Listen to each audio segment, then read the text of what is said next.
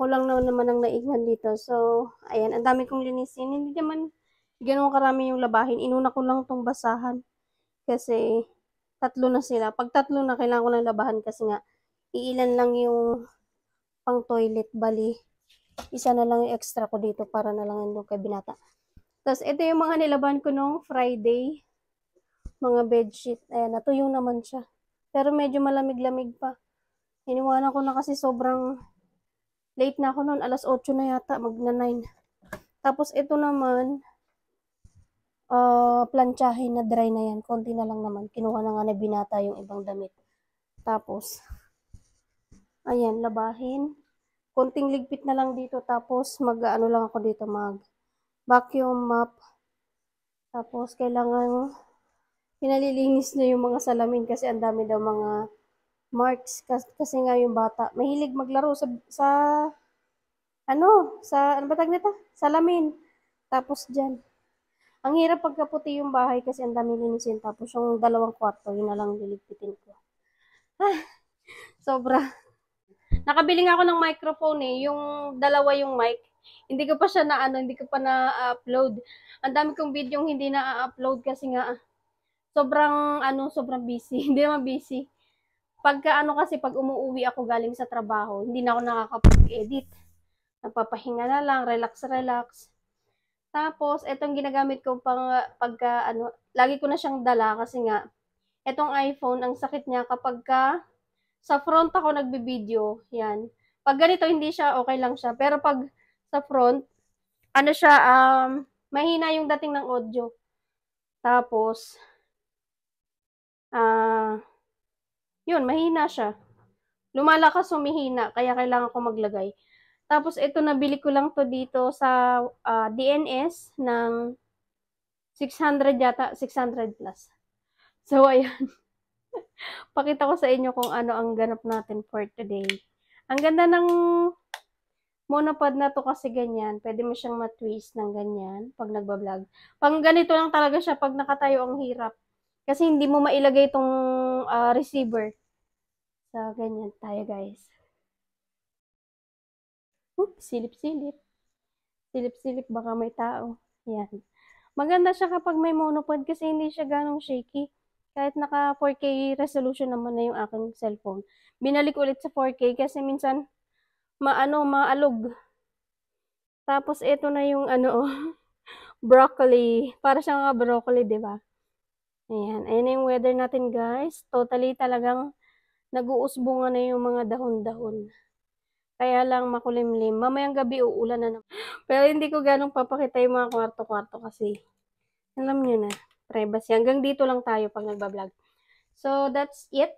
Muna tayo, magmamadali. Dahil ang oras ay 12:25 na ng tanghali. So, kailangan na natin. Ito nga pala yung nabili ko.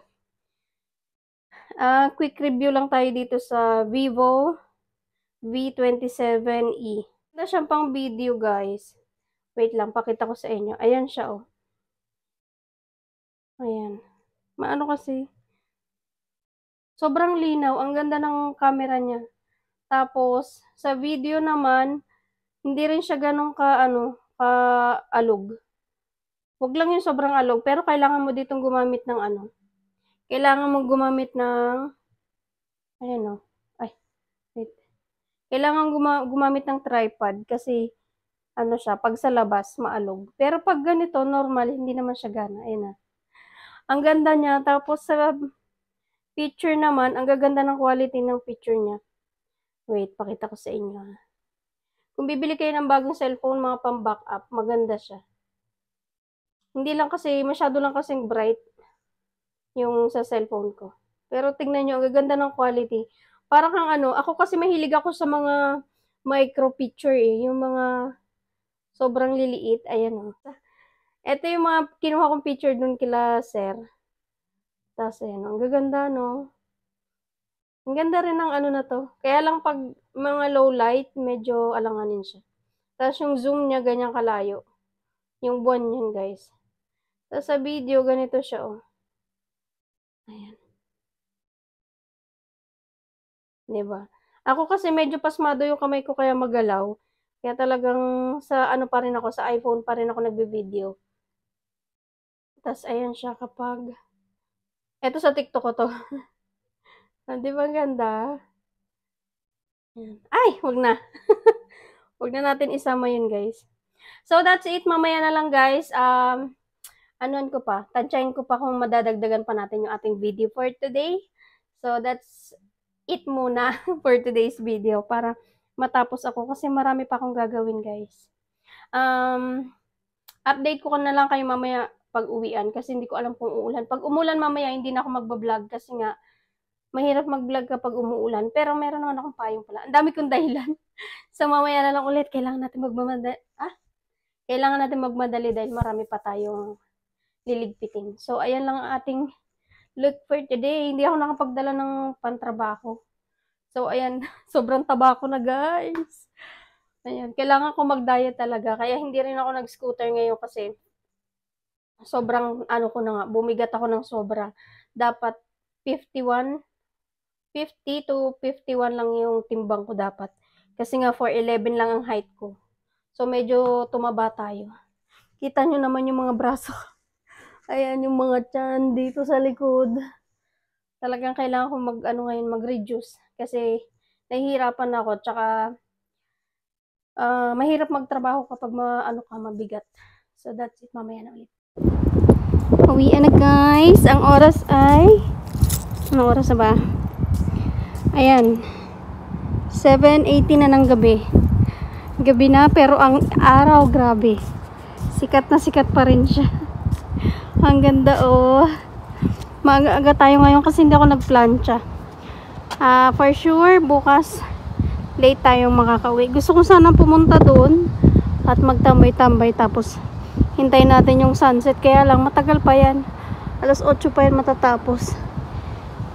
Tapos, kailangan natin umuwi agad dahil ayan, bibili tayo ng pagkain natin. Hindi ako nag-grocery kagabi.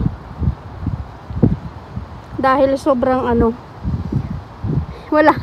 Basta tumambay lang sa bahay, hindi na ako lumabas. Pagka uwi ko, galing church. Ang ganda, oh. Wow. Uwian na, lakad lang tayo.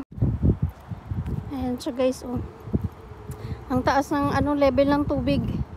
Ayun yung bagong gawang parang gutter. Sa siya, hanggang ilalim siya. Yung mga nakaraan kasi hindi, mababaw lang siya. Mahangin. Ewan ko ba? Bakit ganun? Tapos ito, ngayon lang ito napansin. Parang ngayon lang yan nilagay dito mga bato-bato na to. Nilalagyan kasi nila yan dito ng mga halaman. Yan, ito puno yan. Nilalagyan nila ng mga bulaklak. Yung intro ko, guys, dito ko yung kinuha. Dito sa dadaanan natin. Diyan ko yung binidyo. Tapos ay may ibon. White. Nagpapaano siya sa hangin. Ayan, oh. Ang lakas ng hangin. Nagpapatangay siya.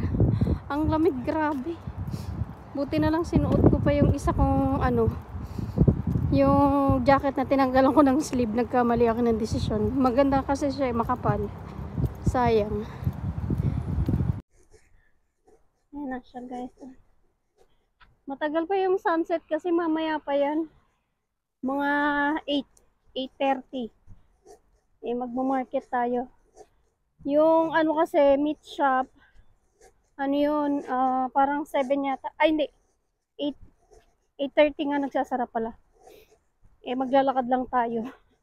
Buti na lang hindi ako nag-scooter kasi sobrang lamig din talaga. Ayan, oh, tabi-apo. Tabi-tabi po. Ako lang ba yung kahit nasa ibang bansa nagtatabi-apo? Bali, nakauwi tayo ng maaga. Ito, oh, ang kapal niya. Magandang klase siya. Sobrang kapal. Sayang. Pero okay lang yun. Marami naman ako mga sweater. Kaya lang, minsan meron talaga akong isang paborito. Yung pink. Dark pink siya. Yun yung palagi kong ginagamit kasi ma-warm yun. Sobrang warm. Under Armour. Ayan yung ating microphone. Pakita ko sa inyo, guys. Ayan, oh, malalim yung level ng tubig. Natatakot akong bumaba kasi meron dito naglilinya ng kuryente. Baka may maapakan akong kuryente. Diba? Ang taas ng level ng tubig. Natatakot ako dito kasi baka gumuho, pero mukhang hindi naman kasi mapuno. Pag mapuno, maugat, natural. Maugat siya. Pero alam nyo ba yung ganyang taas na level ng tubig, maraming isda. Kailan ba yun? Nung nakaraan, naghatid ako ng bata. Ito sa kaibigan niya. Ang daming isda, maliliit. Nakakatakot kasi bumaba. Pero mukhang wala namang wiring. Napapanood ko kasi dun sa mga video na dumaan siya dun sa may isang part tapos bigla siya na kuryente. Ay no, malalim siya oh. Tapos tingnan nyo guys yung katawan ng kahoy. Naging paslant na tapos ang taba-taba. Tabi po, tabi-tabi po. Ayan.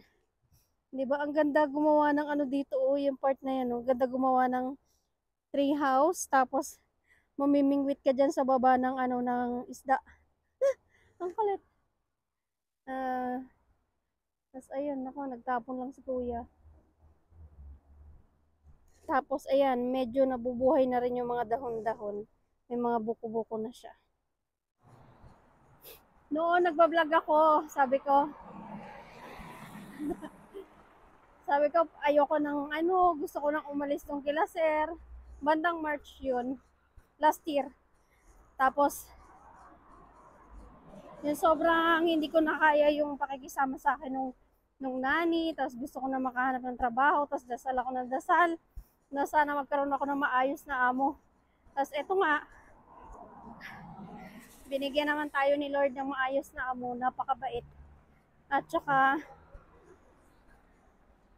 1 year na rin ako sa kanila, may maingay doon. Naka 1 year na rin ako dito sa amo na to. So, ganun talaga guys. Noon kasi, kaya rin ako naghanap ng amo. Inalisan ko yung 4 years kong amo kasi nga, ang problema ko doon yung nani. Sobrang pakialamera. Simula nung lumipat kami dito sa malaking bahay, ang dami niyang pakialam sa buhay. Ang dami niya, halos lahat pinakikialaman niya ako. Wait, dito tayo. Ayan guys, ang ganda nito kapag umaga. Pero pag gabi rin, maganda rin naman. Tapos napakahaba, parang office ata yan or school din yata, hindi ko alam. Alam nyo ba, dito sa St. Pete, dito yung maraming mga historical na building. Tapos, yung mga, ay ang ganda, may nakita ko. Ayun oh, astig. Ang ganda naman nito. Wow, sana all. Gusto yung ganito.